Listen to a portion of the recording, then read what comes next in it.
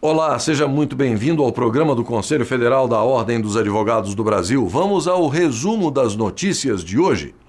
Dirigentes da OAB Nacional pedem a ministros do Supremo celeridade no julgamento de ações. Não é possível o cidadão, após ultrapassar anos a fio, às vezes décadas, para resolver um processo judicial, ainda ter que enfrentar a longa fila, o calvário dos precatórios. OAB e CNBB irão fortalecer parceria em favor da sociedade brasileira. Nós temos já uma história, uma tradição de termos feito muitas parcerias, trabalhos em conjuntos em muitos momentos da vida do nosso país, e nós queremos continuar e contar com essa colaboração. Presidente nacional da Ordem critica a redução da maioridade penal durante o lançamento da campanha da fraternidade.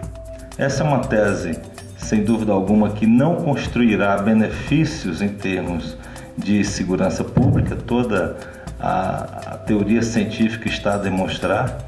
A Ordem dos Advogados do Brasil é, tal qual ouvimos nos que antecederam na fala, contrária à redução da maioridade penal. Especialistas explicam quais são as vantagens e diferenças entre os métodos de conciliação, mediação e arbitragem. Os resultados impressionam, né? A satisfação das pessoas com o resultado, com o aprendizado adquirido. E ainda, veja como irá funcionar a Escola Nacional de Mediação e Conciliação de Conflitos. A ideia é que só se leve à justiça aquilo que é da justiça, aquilo que é um conflito. O que não for, que deva ser resolvido numa mediação ou numa conciliação. Você confere tudo isso e muito mais a partir de agora, aqui no programa OAB Nacional.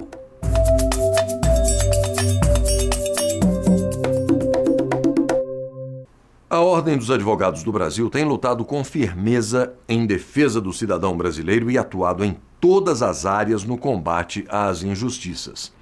Por isso, o Conselho Federal da Ordem pediu a ministros do Supremo Tribunal Federal prioridade no julgamento de 3 ações diretas de inconstitucionalidade ajuizadas pela OAB. O presidente nacional da Ordem dos Advogados do Brasil, Marcos Vinícius Furtado, e os dirigentes da instituição se reuniram com o ministro Luiz Fux no Salão Branco do STF para tratar de 2 temas. O primeiro deles diz respeito aos precatórios. Através da ADIM 4.357, a OAB pede a revogação da Emenda Constitucional 62 de 2009, mais conhecida como o PEC do calote dos precatórios. A intenção é que os cidadãos possam receber o que é devido por parte de estados e municípios. Não é possível o cidadão, após ultrapassar anos a fio, às vezes décadas, para resolver um processo judicial, ainda ter que enfrentar a longa fila, o calvário dos precatórios. E ainda assim, os estados e os municípios se negam a pagá-los. Só negam esse direito do cidadão. Não pagar precatório é negar a efetividade à justiça. Portanto, a OAB veio ao Supremo Tribunal Federal pedir preferência e urgência ao ministro Luiz Fux para votar, concluir o julgamento da ação direta de inconstitucionalidade da OAB que versa sobre precatórios, para que o cidadão tenha o seu direito assegurado. O outro tema apresentado no encontro com o ministro Fux foi o financiamento de campanhas. Através da ADIM 4.650, a OAB quer declarar inconstitucional alguns dispositivos da legislação eleitoral que permitem o financiamento de campanhas eleitorais por empresas privadas. E a nossa compreensão é de que o financiamento de campanhas eleitorais por empresas privadas é absolutamente incompatível com o princípio republicano e com a democracia no Brasil. As empresas financiam campanhas eleitorais e, infelizmente, muitas vezes cobram benefícios positivos do Estado, específicos do Estado, em razão do financiamento que concederam. Nós entendemos que a democracia ela é do cidadão. O cidadão, o particular, o indivíduo deve ser o protagonista do processo democrático e não as empresas, não as empreiteiras, não os bancos. O ministro Luiz Fux é o relator da ação da OAB, que já conta com parecer da Procuradoria-Geral da República pela procedência integral dos pedidos desde outubro de 2012. O ministro garantiu que os pleitos da ordem estão entre suas principais prioridades e que, em breve, vai colocar os temas em pauta para julgamento do plenário na Suprema Corte Brasileira. Já em encontro com o também ministro do STF, Dias Toffoli, o presidente e os dirigentes da ordem solicitaram urgência no julgamento da ADIM 4.668, que é contra a Lei número 13.756 de 2011, que alterou o sistema de pagamento das requisições de pequeno valor no Rio Grande do Sul. A legislação estadual igualou o sistema de pagamento de RPVs ao sistema de pagamento de precatórios. Na medida que o Estado do Rio Grande do Sul aprova uma lei que vincula pagamento de RPVs a um percentual mínimo, no caso 1,5% da receita líquida do Estado, nós estamos também, no caso das RPVs aqui, criando um calote neste sistema de pagamento de RPVs, de requisições de pequeno valor. Muitas vezes, e muitas destas pessoas que estão lá, têm créditos de natureza alimentar que precisam, de uma forma imediata, destes valores para fazerem frente a, muitas vezes, em determinados momentos, até mesmo a créditos alimentares, a medicamentos. E hoje, no Estado do Rio Grande do Sul, todos nós sabemos, pela força de determinadas legislações que foram ao longo dos anos criadas, que o Estado tornou-se devedor de uma forma muito significativa, de inúmeros casos destes. E, portanto, a sociedade do Rio Grande hoje, ela se vê absolutamente vinculada a uma decisão com relação à questão desta lei estadual. O ministro Toffoli, relator da ADIM, disse que analisará com bons olhos o pleito da OAB. E a OAB irá examinar o teor de uma proposta de emenda à Constituição que busca modificar a forma de escolha dos ministros do Supremo Tribunal Federal. O texto da PEC pressupõe a formação de listas tríplices com os nomes dos indicados para a escolha final pela Presidência da República.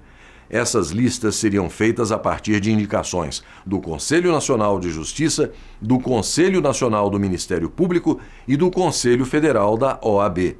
O presidente nacional da Ordem determinou que a proposta seja enviada para a avaliação dos conselheiros federais da entidade em sessão plenária. E você vai ver depois do intervalo, OAB e CNBB vão intensificar parceria histórica em favor da sociedade. E ainda, presidente nacional da Ordem participa do lançamento da campanha da fraternidade deste ano. É daqui a pouco, no programa OAB Nacional.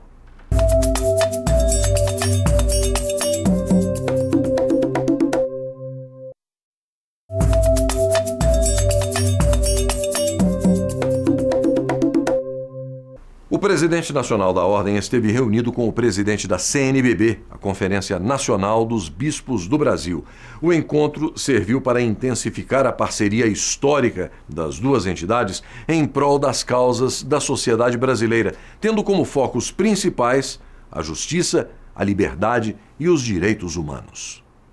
O encontro tratou da parceria que existe entre a Ordem dos Advogados do Brasil e a Conferência Nacional dos Bispos do Brasil. O presidente nacional da OAB lembrou o engajamento das duas entidades em diversas causas. Grandes causas da nossa República foram exitosas graças à união entre a CNBB e a Ordem dos Advogados do Brasil. Sem dúvida alguma, são duas entidades históricas que representam a sociedade brasileira e elas devem permanecer irmanadas nessa tarefa de bem conduzir estes grandes temas. Temos questões como a reforma política, a necessidade de aprofundarmos as conquistas da Lei Ficha Limpa, que é fruto desta parceria, verificarmos marcos regulatórios importantes para a nossa nação, discutirmos o Código Penal à luz da dignidade da pessoa humana, porque este é o grande elo que une a OAB e a CNBB, a defesa do ser humano como eixo gravitacional da sociedade e do Estado, a compreensão de que a dignidade da pessoa humana é o princípio mãe de todos os outros princípios e regras do ordenamento jurídico. Portanto, a OAB e a CNBB estarão juntas nesse triênio para conquistarmos, em prol da sociedade brasileira, conquistas conquistas em favor da República, da democracia, da sociedade e principalmente do ser humano. Quero felicitar o Dr. Marcos Vinícius pela sua eleição como presidente da OAB, agradecer-lhe a visita aqui à sede da CNBB, do Secretariado Nacional, e aqui juntos quis manifestar também a ele, presidente da OAB, o nosso desejo de continuar trabalhando junto, colaborando juntos em todas as causas que dizem respeito ao bem do nosso povo, ao bem da nossa sociedade.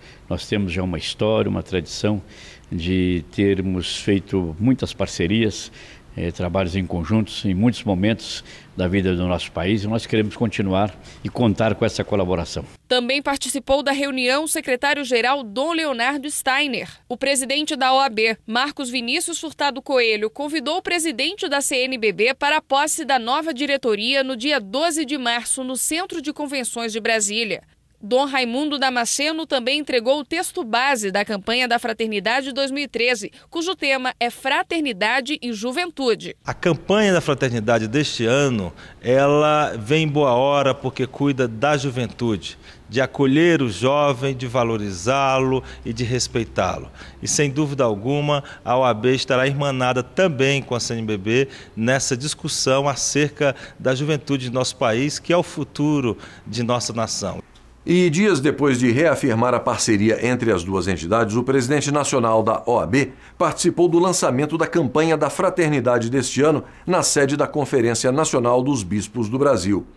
Na ocasião, Marcos Vinícius Furtado criticou a ideia de redução da maioridade penal defendida por setores do Legislativo.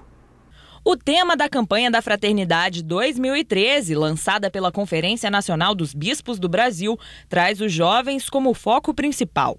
E a Ordem dos Advogados do Brasil, como parceira da CNBB na luta por um país mais justo, participou do lançamento da campanha. A campanha deste ano abre a possibilidade de refletirmos e mesmo nos questionarmos a partir do Evangelho e da realidade dos jovens. Por um lado, admirar a generosidade, a criatividade, a disponibilidade, os ideais dos nossos jovens. Por outro lado, perguntarmos por que tantos jovens assassinados? Por que tanta violência contra os nossos jovens? Por que a maioria da população carcerária é jovem? A campanha deseja ser uma palavra de ânimo aos nossos jovens que participam ativamente nas nossas comunidades de fé, no cuidado dos pobres e idosos, no anúncio do reino de Deus, manifestado e realizado em Jesus Cristo. Ela convida a juventude a ocupar e usar os novos ambientes digitais para o anúncio e o exercício da liberdade e da verdade que o Evangelho propõe. Animar nossos jovens para participarem da política, na luta contra a corrupção e na busca de uma sociedade mais fraterna, justa e iluminada pelos direitos da pessoa. Uma vida animada pelo belo, pelo bem, pela verdade, pela liberdade. O presidente nacional da Ordem, Marcos Vinícius Furtado, compôs a mesa junto de outras autoridades e destacou a relação de união entre a OAB e a Conferência em prol da República e da sociedade. A OAB e a CNBB continuarão e estarão cada vez mais juntas, mais próximas em lutas republicanas. Assim estivemos recentemente na aprovação da Lei Complementar 135, a denominada Lei Ficha Limpa. E agora necessitamos nos aproximar também para a aprovação de uma reforma política que atente para as consequências do problema do financiamento das campanhas eleitorais. E não cuide apenas das consequências, mas atente para as causas deste problema no sistema eleitoral brasileiro, que é justamente o financiamento das campanhas, que no entender da Ordem deve ser democratizado, deve ser repensado, o que passa pela proibição de financiamento por empresas nas campanhas eleitorais. É urgente uma reforma política, e uma reforma política em profundidade. Ninguém melhor do que a OAB para nos ajudar, ou nós ajudarmos a OAB, ou melhor, nós nos ajudarmos para ajudarmos a sociedade a termos uma reforma política que ela é urgente.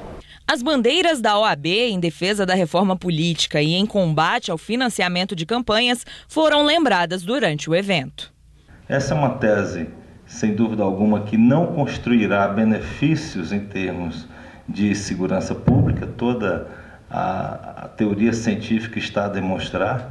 A Ordem dos Advogados do Brasil é, tal qual ouvimos nos que antecederam na fala, contrária à redução da maioridade penal, porque ela atenta contra essa garantia da pessoa humana. Como também a Ordem entende que é necessário um olhar todo especial para o sistema prisional em nosso país. Nós temos uma realidade em que boa parte do sistema prisional é povoado por jovens, e jovens que não são ressocializados nem reeducados no sistema prisional. O sistema prisional acaba sendo um momento de fábrica de novos delinquentes, ou de aperfeiçoamento para a delinquência. Sem dúvida alguma, nós temos que repensar o sistema prisional em nosso país, e a campanha da fraternidade, ao trazer o tema da juventude, também traz essa necessária reflexão para a realidade do sistema prisional brasileiro. Outro tema importante discutido durante o lançamento foi a redução da idade penal. Para a Ordem dos Advogados do Brasil, a questão não traz benefícios à segurança pública. Marcos Vinícius falou ainda sobre a participação dos jovens na política do país e enfatizou a importância de serem tema da campanha.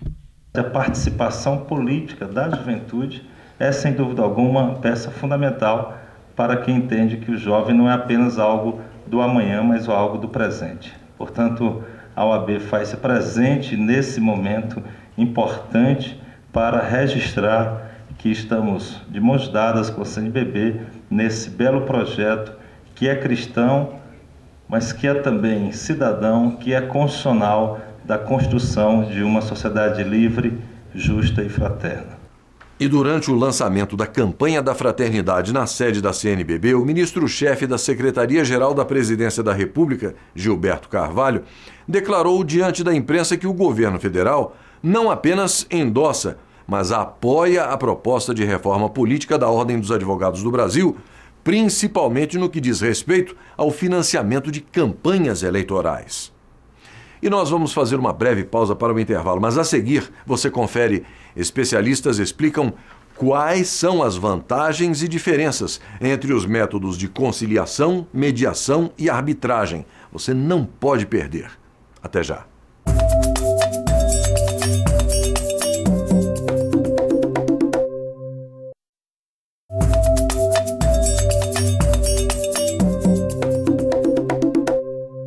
Diante da avalanche de processos que toma conta dos tribunais brasileiros, mudar a cultura do litígio é algo cada vez mais necessário.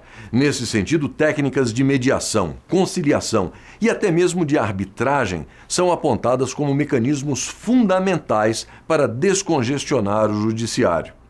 Veja agora uma reportagem especial sobre esses 3 métodos autocompositivos de solução de conflitos judiciais e o que dizem os especialistas no assunto. A separação de Vitor foi turbulenta. Para conseguir ver o filho, ele precisou entrar várias vezes na justiça. Eu sempre era obrigado a estar recorrendo ao judiciário para vê-lo.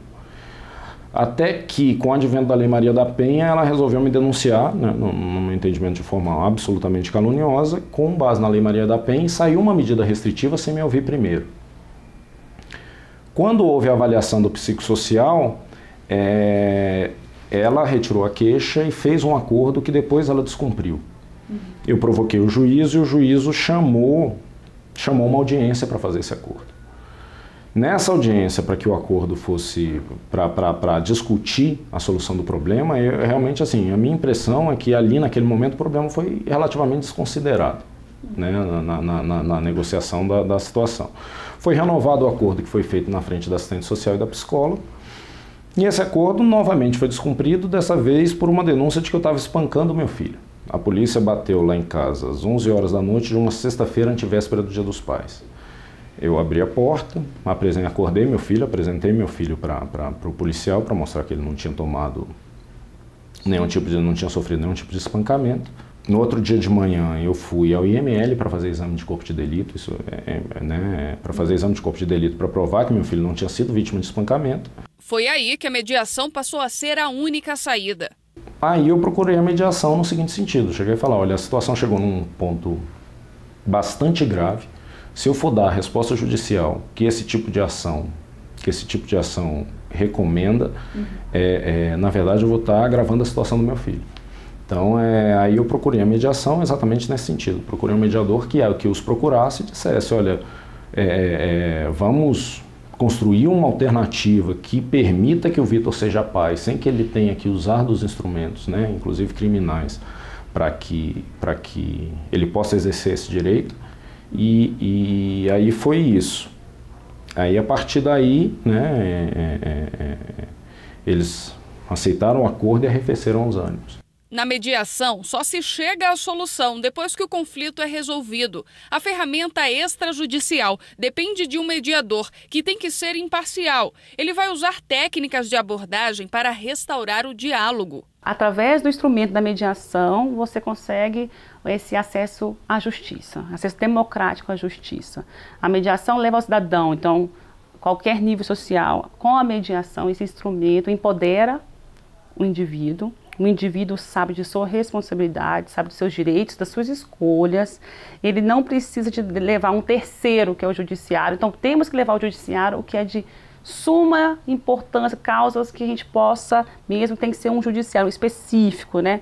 Agora, casos nossos, inerentes ao ser humano, que você pode resolver, aí você emancipa o cidadão. A mediação, para mim, é um efeito emancipador. A advogada Fabiola é mediadora de família. Ela fala da satisfação de ver um caso resolvido. Liguei para outra parte, expliquei tudo, né, que era mediação. Se queria que se enquanto a mediadora seria, né, essa comunicação, enquanto advogada seria entrar com ação. Então, imagina, mais desgaste.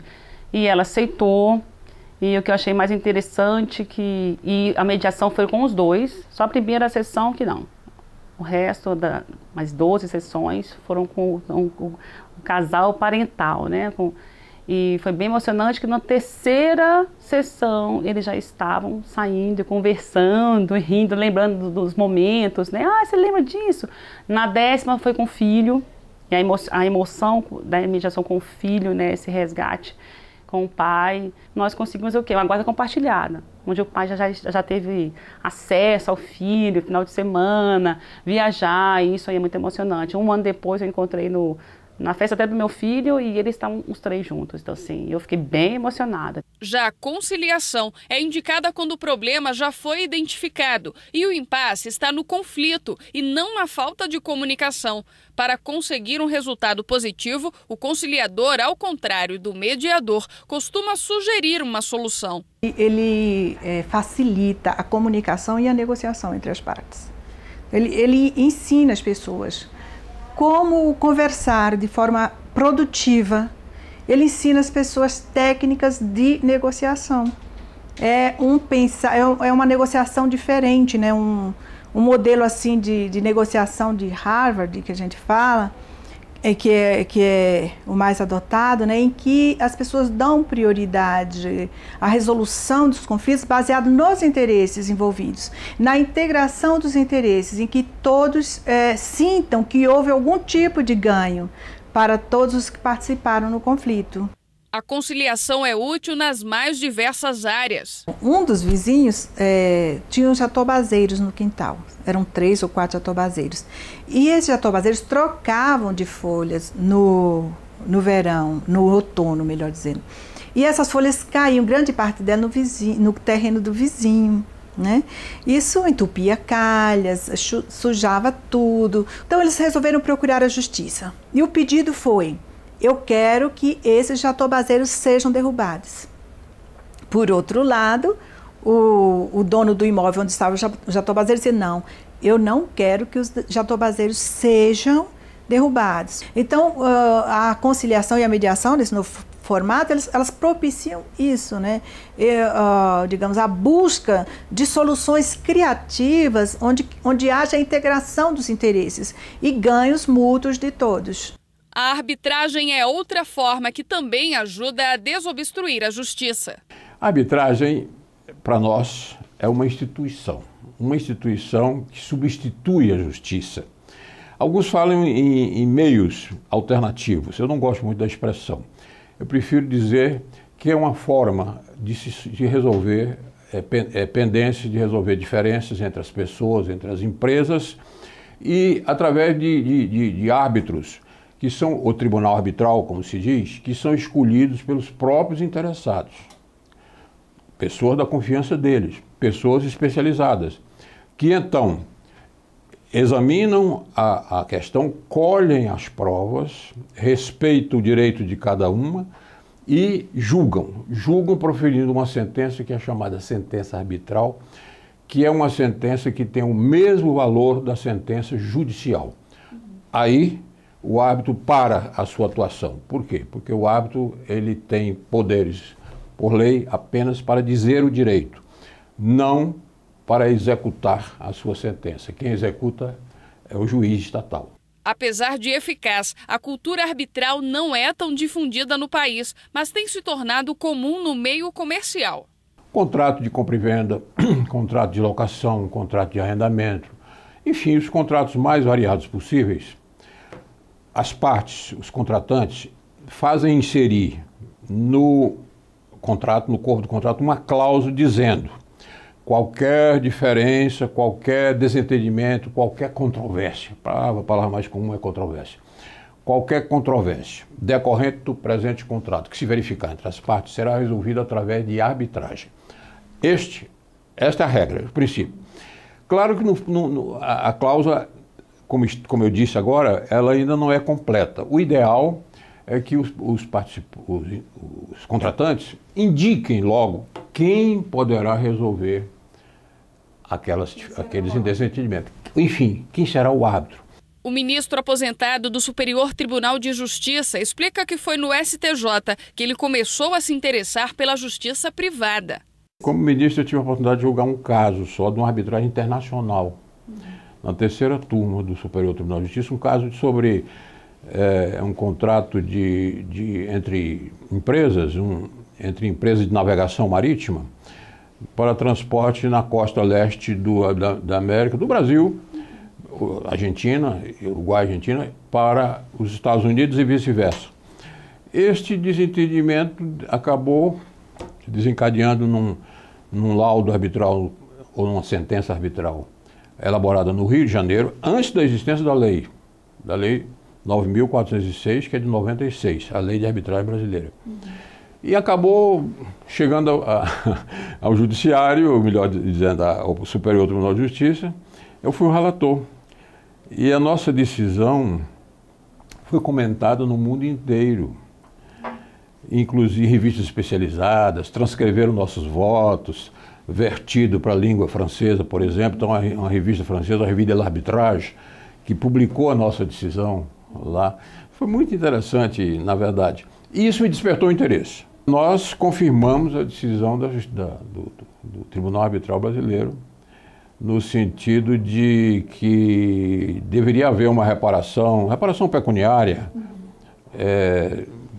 de empresas estrangeiras em favor do lote brasileiro. É claro que o ideal é que as pessoas cheguem a acordos com base no respeito ao direito do outro, mas como não é fácil agir assim sozinho, a mediação, a conciliação e a arbitragem ajudam a encontrar uma solução sem que seja preciso recorrer ao judiciário.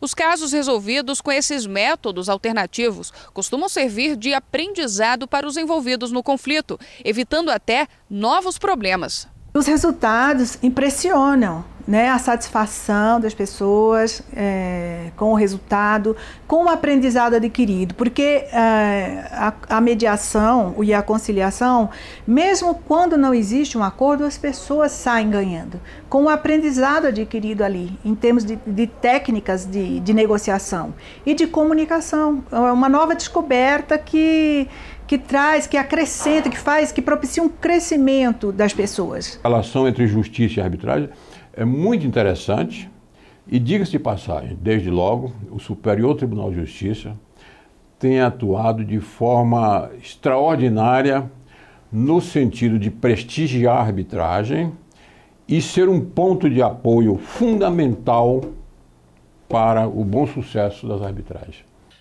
Quem já experimentou formas alternativas de resolução de conflitos percebe falhas graves no judiciário. Eu percebo que a dinâmica judicial hoje está muito reduzida à extinção de feitos e nem tanto à realização dos direitos. Hoje, não sei se pelo excesso de demanda ou pela própria estrutura organizacional, a justiça ela não está tão preparada para ouvir as partes e estimular esse processo de construção, né, de construção comum de um acordo. E isso dificulta demais, quer dizer, no final das contas, quer dizer, dentro dessa situação toda, quer dizer, eu passei por vários processos, que, se não me engano, passou de uma dezena de processos. E, na minha avaliação, eu nunca fui ouvido direito no judiciário, entendeu? A minha sensação, objetivamente, é essa. Então, quer dizer, está mais preocupado em que? Extinguir a demanda, em fomentar um acordo, do que, objetivamente, avaliar uma situação e procurar uma solução, uma construção que arrefeça os ânimos e que realize direitos. Né? Então a gente acaba tendo que, de certa forma, buscar outras alternativas, que às vezes são até mais caras, mais custosas, etc. e tal, para conseguir ter uma solução satisfatória. E no próximo bloco, saiba como irá funcionar a Escola Nacional de Mediação e Conciliação de Conflitos Judiciais, a ENAM. Nós voltamos em instantes.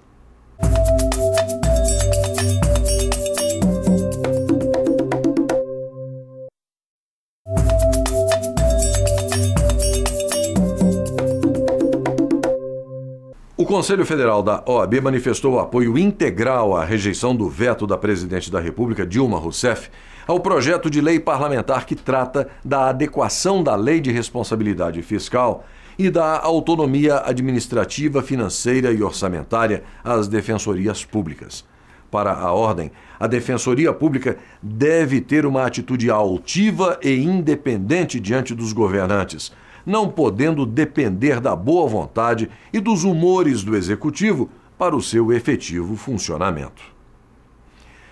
A Ordem dos Advogados do Brasil é uma das parceiras da ENAM, a Escola Nacional de Mediação e Conciliação, que tem como objetivo facilitar o acesso à justiça, disseminar técnicas de resolução extrajudicial de conflitos e estimular o diálogo entre a comunidade acadêmica, os órgãos de sistema de justiça, os gestores das políticas públicas e os diversos atores envolvidos com os meios alternativos de resolução de conflitos. Fique de olho na reportagem a seguir e saiba como a escola irá funcionar. A Escola Nacional de Mediação e Conciliação é resultado da parceria entre o Ministério da Justiça e do Conselho Nacional de Justiça.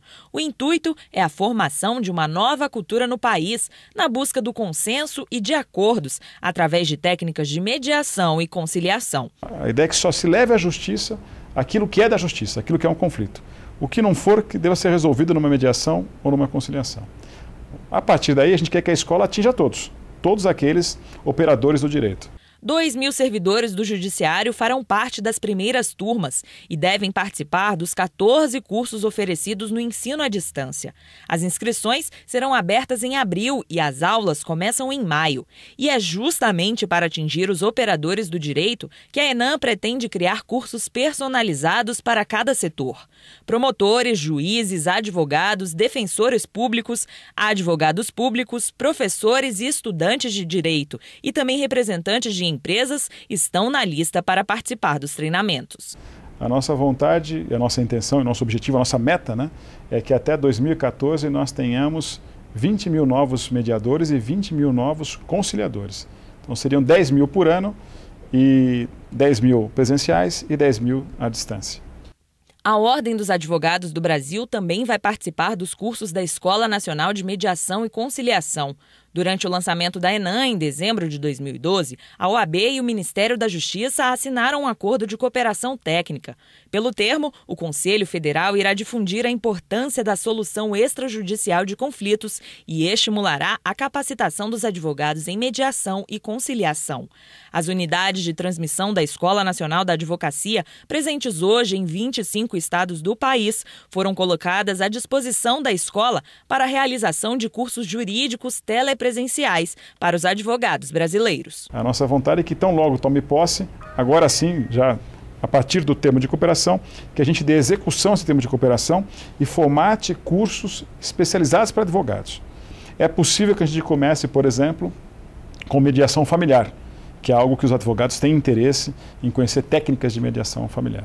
o uso da mediação e da conciliação trazem ganhos para o país, já que são uma forma de desafogar o grande número de ações na Justiça. Segundo dados do Conselho Nacional de Justiça, há mais de 90 milhões de processos em tramitação. O primeiro ganho é que é muito mais rápido. O segundo que o custo é muito menor. E a terceira, o terceiro ganho que parece que é muito importante, é que as partes compõem, as partes chegam a um acordo. Nós temos um acúmulo de processos. Nós temos no Brasil hoje 90 milhões de processos em juízo, o que é quase um processo para cada 2 pessoas. Aliás, é como se todos estivessem em juízo. Então é importante que a gente tenha válvulas de escape, né, para descongestionar o judiciário. E nos parece que quanto mais investirmos em mediação e conciliação, teremos uma alternativa rápida, justa, muito menos custosa e mais satisfatória para quem tem um direito, né, e que quer de alguma forma que esse seu direito seja protegido.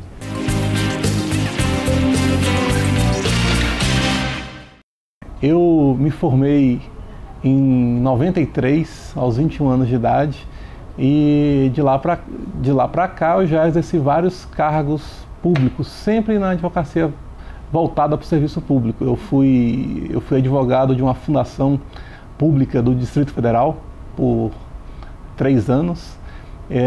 Eu fui adjunto jurídico do Comando da Aeronáutica da Força Aérea Brasileira por quase 9 anos também.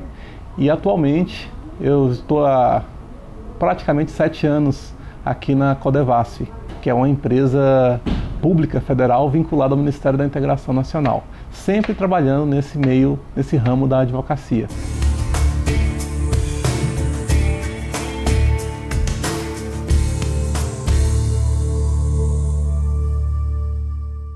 A gente teve um caso interessante também aqui, que foi uma situação de uma empresa que entrou com mandado de segurança contra uma licitação nossa. E o juiz federal do interior, de um determinado estado, da federação, ele concedeu uma liminar mandando suspender, aliás, parar a licitação do jeito que estava. Muito bem. E, por outro lado, a empresa entrou com um outro pedido e o mesmo juiz mandou não poder anular aquela licitação. Então a gente ficou numa situação que nós não podíamos nem ir para frente nem ir para trás. A gente não podia nem cancelar aquela licitação e nem promover uma nova licitação. E aí nos obrigou a gente ter que ir a juiz explicar a situação. Nesse caso, por exemplo, era um caso de indenização para umas famílias extremamente pobres. E eu convidei o juiz a visitar uma área nossa, que é aquela situação, quando o gestor, muitas vezes, fica numa sala, no ar-condicionado, só ouve falar de pobreza pela televisão e é aquela coisa mais ou menos teatral que acontece, e convidei ele para ir no local, almoçar com uma das famílias que seria indenizada, onde o almoço era farinha com água amassada, e a pobreza era tanta que o juiz saiu de lá com os olhos mareados de água, foi para o gabinete dele, entendeu a situação, reviu a situação e autorizou a liberação dessa indenização, dessa obra que ia ser feita, aliás, para uma empresa que estava na licitação. Então foi um caso bastante interessante, bastante emblemático, que a gente conseguiu mostrar efetivamente que o caso real ele tem que ser adaptado, aliás, a legislação tem que ser adaptada ao caso real e não ao contrário, como se quer aparecer. Esse é um caso interessante, assim, bastante curioso.